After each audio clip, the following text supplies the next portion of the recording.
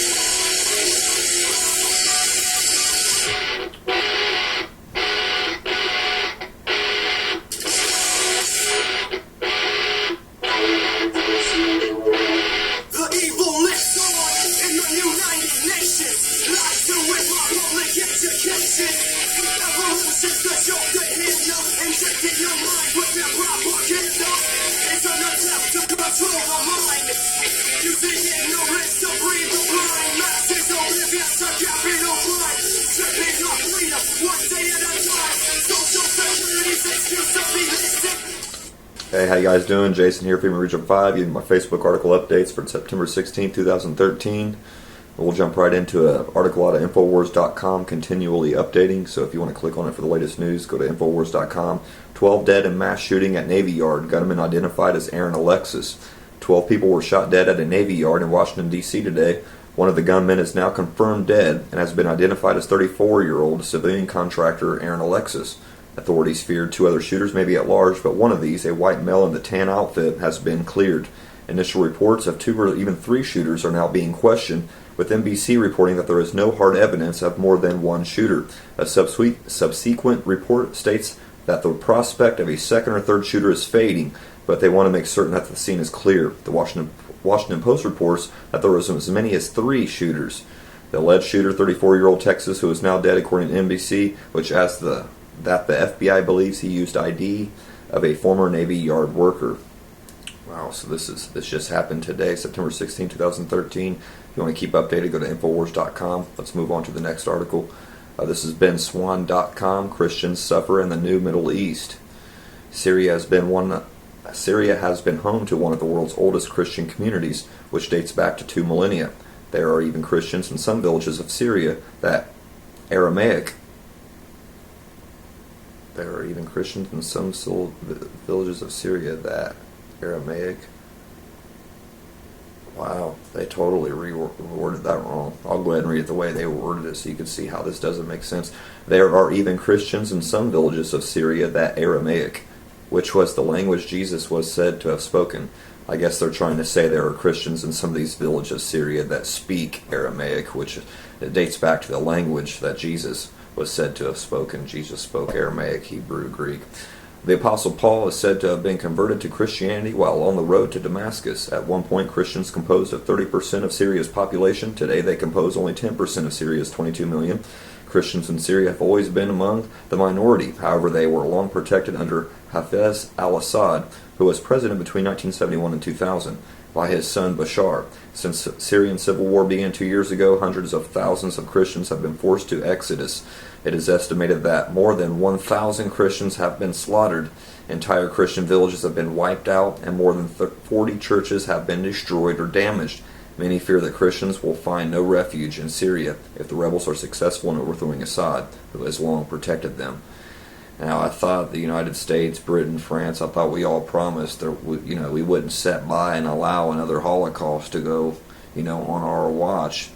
And this is just 60 years later from World War II and Hitler's Holocaust against the Jews that we now see it happening again, but this time it's Christians being persecuted and actually being backed by the Zionist Jews. We'll move on to a relating article. This is StoryLeak.com. Yes, we can. Obama's funding Syrian rebels beheading Christians using child soldiers. Remember when Al-Qaeda members were the bad guys? Obama is now pushing massive funding for Syrian rebels who have not only been linked to Al-Qaeda, but are gruesomely beheading innocent Christians and using 14-year-old child soldiers. And virtually no one seems to have been questioning the Obama administration of support these chaotic troops who kill citizens using U.S.-funded aims in a bid to throw Syria's current system into insanity. Where's AIPAC? Where's ADL? Where's your right-wing Christian conservatives, John McCain, and Bush Jr.? Where's he at on all this? He's not speaking out about this. So I mean, where's your church is standing up about this? Billy Graham, where's your TBN preachers? See, they're all ran by 501c3 government ran churches, tax exempt. They're afraid of losing their tax exempt status, so they are not allowed to speak against whatever clergy responds to, and FEMA designates it that they can't speak of. You know that these 501c3 churches have FEMA clergy response teams waiting at their back door to, give that order to tell your congregation to turn in their guns, listen to the government, and go to this FEMA facility here to check in. So, I mean, yeah, as you can see, the Republican and Democratic fake two-party system, it doesn't matter what administration, we have in office, we're going to continually to oppress Palestinians and back Israel in whatever they choose to do, including, we'll even fund Al-Qaeda, the supposed terrorists who attacked 9/11, which was a Mossad job. But we'll move on, or else I'll end up speaking 20 minutes on this subject. Curb.com. Sales tower seems familiar and not in a good way. These towers look exactly like the 9/11 towers. Well, actually, this gives you a link to go to Gizmodo, so we'll go on to Gizmodo.com. What the hell were these architects thinking is the title of the article. These luxury residential towers seem to be completed in sale in 2015 are supposed to be evocative of a pixelated cloud floating overhead. But to be honest, the only thing they remind me of are September 11th. How did no one cry foul? Now, if you want to see these photos, again, go to Gizmodo.com. What the hell were these architects thinking? The link will also be provided in my YouTube description. These towers look exactly like the World Trade Center towers, and 60-70% up. They're supposed to look like a pixelated cloud floating overhead.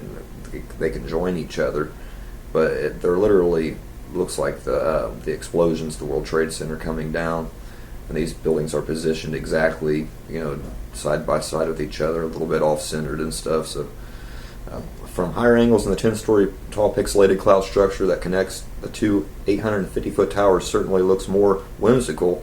I'm sure the architects at MVRDV intended it to be. Most people will be viewing it looking up from ground level, and I'm afraid that angle it's very reminiscent of the images and events that were seen surround the entire world that day. So I'm not really sure how the eerie similarities were spotted before the design was approved. This article is almost in a way of acting like, what in the hell were these architects thinking? Like they didn't know, like it wasn't planned to look like that. We'll move on. Article based on worldtruth.tv. CIA admits full monitoring of Facebook and other social networks. Most people use social media like Facebook and Twitter to share photos of friends and family, chat with friends and strangers about random and amusing diversions, or follow their favorite websites, bands, and television shows. But what does the U.S. military use those same networks for? Well, we can't tell you. That's classified, a sitcom spokesperson recently informed Raw Story, which I was banned today from Raw Story on Facebook. Raw Sewer Story, as I like to refer to him. A pro-Obama, anti-Second Amendment, pro-abortion, pro-homosexuality website. We'll move on. One use that's confirmed, however, is the manipulation of social media through the use of fake online personas managed by the military. Recently, the U.S. Air Force has solicited private sector vendors for something called persona management software. Such a technology would allow single individuals to command virtual armies of fake digital people across numerous social media portals. So yeah, if you see a post or breaking news from an independent agency basically coming out with a leaked document from the government, or news that's going to cripple some Syria intervention or something, then you have these persona management software companies paid for by the U.S. Air Force that come in and literally or commanded virtual armies of fake digital people across numerous social media sites, Twitter and Facebook, to make you seem like a fool and completely degrade your comments and pretty much direct you into a different area. These personas have been detailed, fictionalized backgrounds to make them believable to outside observers, and a sophisticated identity protection service was to back them up, preventing suspicious readers from uncovering the real person behind the account. They even worked out ways to gain geolocating services so these personas could be virtually inserted anywhere in the world, providing ostensibly live commentary on real events, even while the operator was not really present. Wow. Let's move on to the next article. PoliceState.USA.com. PoliceStateUSA.com. 15-year-old student arrested for terrorizing school with YouTube video of phone app. This is out of Gray, Louisiana. A 15-year-old student has been arrested after uploading a YouTube video of gameplay from a phone application. Authorities say this video terrorized and interfered with operation of his school and charged him with offenses that could give him a maximum of 20 years in prison if convicted. And we're talking about a 15-year-old here. The boy, who has not been named, was a student at H.L. Burgos High School. He downloaded a phone application called The Real Strike, which utilizes the camera on a smartphone and superimposes a picture of a gun over live video feed. Whatever the camera phone points towards shows up on the screen with a graphic of a gun pointed towards it. The user can then use the app to simulate a mock shootout and can record and share the results. The student used his phone at school to record some of his classmates allegedly making a video of a mock shootout at school. He took his phone home and uploaded the video to YouTube. Worried parents reported him to the police, and he was arrested. It was charged with terrorizing, interference with the operation of a school. If you see something, say something. This is Obama, Hitler Youth. Let's move on to the next article. MrConservative.com. Teen savagely rapes 93-year-old grandmother in her Indiana home. Wow. Now, this is pretty disgusting. Anderson, Indiana. Real close to me here in FEMA Region 5. America is raising a generation of feral youth. On July 16th in Anderson, Indiana, a 17-year-old teenager brutally raped a 93-year-old woman. Convicted, he faces 50 years in prison. 93-year-old Amelia Rudolph lived alone in the house her husband had built, in which they raised their 5 children. Now she's afraid to go back there. On July 16, 17-year-old Equise Taylor, who lived just a block away from Rudolph, kicked open the door to her house while she slept, then raped her and strangled her. Police were able to catch Taylor because he was wearing only socks when he assaulted Rudolph and left DNA behind. Let me guess, his favorite musician artist is Lil Wayne. He loves McDonald's, loves cheeseburgers, loves to smoke Newports, and he wears his pants around his ankles because he's told to by MTV and BET. Let's move on. The last article, theblaze.com. Shock. Mom and dad planned to have sex with their kids before they were even born, and did. This is absolutely disgusting. Jonathan Adida reportedly dreamed of the day he could have daddy-daughter sex, and ultimately his dream came to fruition. When his girlfriend Sarah became pregnant with his daughter, Jonathan refused to marry her unless she allowed him to sexually abuse their daughter. She accepted. She later had a son, and Sarah was expected to have sexual relationships with him. The couple reportedly made sex with their children part of their parenting plan. Wow. In the days of Noe, are we? On Thursday, Jonathan, 25, was convicted of 2 child sex charges and faces up to life in prison. He'll be sentenced in December. Sarah, 29, pled guilty in May to 2 charges of sexual exploitation, faces up to 30 years. Sarah repeatedly said when she began dating in 2008, Jonathan began showing her sexually graphic stories of fathers having sex with their daughters. She said she initially was unsure of the idea of allowing him to have sex with their child, but caved into pressure because she loved him. Jonathan, a Marine who was wounded and earned the Purple Heart, deployed from Afghanistan. When Jonathan came back from his deployment, he continued to sexually exploit his children. In 2011, the two divorced, but despite the lack of their close physical proximity, Sarah continued to let Jonathan abuse her daughter.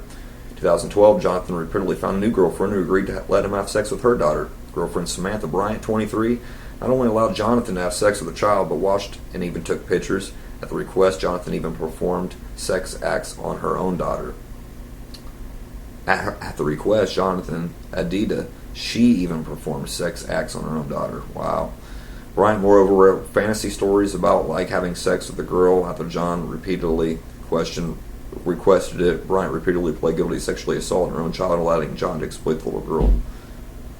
I mean, this story, if you want to read the full article, go to theblaze.com. But, wow, that's disgusting. That's my last article for today. Hope you like what I'm doing. Give me some criticism on my YouTube channel. If you don't, tell me how I can improve my site. Tell me how I can make it a little bit better. I'm new at this, so I don't even know how to really edit videos yet, as you can tell by my YouTube videos. But September 16th, Jason, checking out FEMA Region 5. I'll leave you off with the song I brought you in on.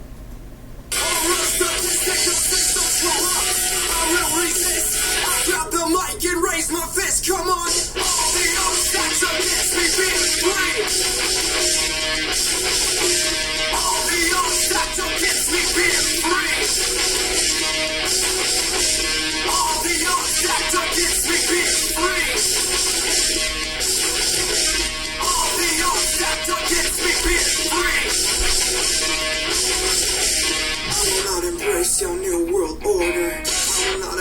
embrace your new world order. I will not embrace your new world order. I will not embrace your